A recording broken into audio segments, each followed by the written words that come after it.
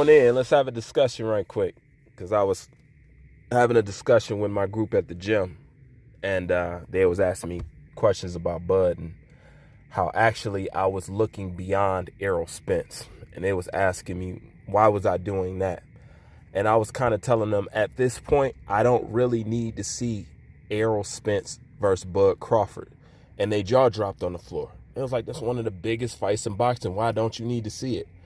I said, I would like to see it, but it's not necessary for me to see it. And they asked me why. And I told them because I've already seen what I needed to know about Errol Spence.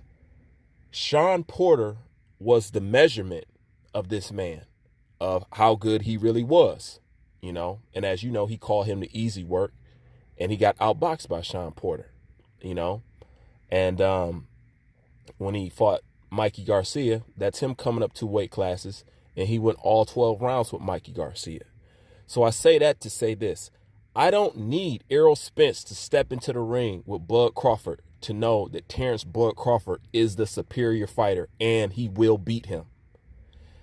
The verdict is in, you know. Errol Spence is not an elite fighter. We don't need to have him thrown in there with Terrence Crawford to know that. Okay, you had suspicion with Mikey Garcia. It's been solidified with Sean Porter.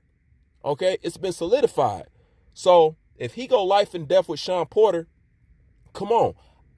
It doesn't take a rocket science to figure out that Terrence Bud Crawford will stop Errol Spence.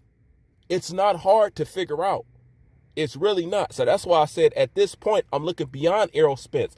I'm looking who can bring the greatness out of Bud. Is it at 147? I don't think so. 154? Yeah, maybe. So my question to you guys, because I'm pondering myself, who do you think can bring the greatness out of Bud so we can actually see what level he's at? Because as of right now, it's untapped. We don't know.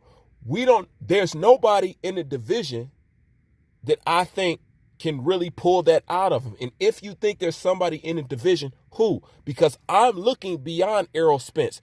Errol Spence is not what we thought he was. So when I look at Terrence Bud Crawford, meaning him beating Errol Spence is not going to be a measurement of how great he is, because he's nothing special. You know what I'm saying? I can't say that he's a basic fighter, that he's nothing special, but yet if Terrence Crawford beat him, he's somehow this immaculate fighter. No. I got to keep it real. Beating Errol Spence, to me, it will solidify that you're the best in the division, but it won't tell me how good Terrence Bud Crawford really is. Do you guys understand what I'm saying? Errol Spence cannot bring the best out of Bud Crawford. Who can make Crawford dick till we can actually see what we really have here? Because one thing's for sure, we got a guy on our hands that nobody wants to fight. Nobody wants to fight this guy. Nobody. So when I think about Terrence Bud Crawford, I'm looking beyond Errol Spence, because Errol Spence is not what he was made up to be. And since this is the only guy, and since they saying these are the 2 best in the division right here, well, I know who's the best of those 2. Roy Jones Jr. told you. He told you out his mouth. He said, we don't know, because he haven't fought no elite fighters. Once he get in there with Sean Porter, then I can tell you what he is. Okay? He's been in there with Sean Porter. We easily see what it is. Errol Spence is not the guy to rival Terrence Bud Crawford. Terrence Bud Crawford stops Errol Spence hard. He stops that boy hard. He stops him. So, with that being said, and now you get the understanding of my mind state, who do you think, whether in 147, whether in 154, who do you think can rival it truthfully? I'm talking about truthfully rival this man, because you can't tell me Errol Spence don't even want to rematch Sean Porter. He don't. His team don't want no more parts of Sean Porter. They don't want no rematch. You see, he talked rematch on Instagram, right? Sean Porter and him was right there at the post press conference.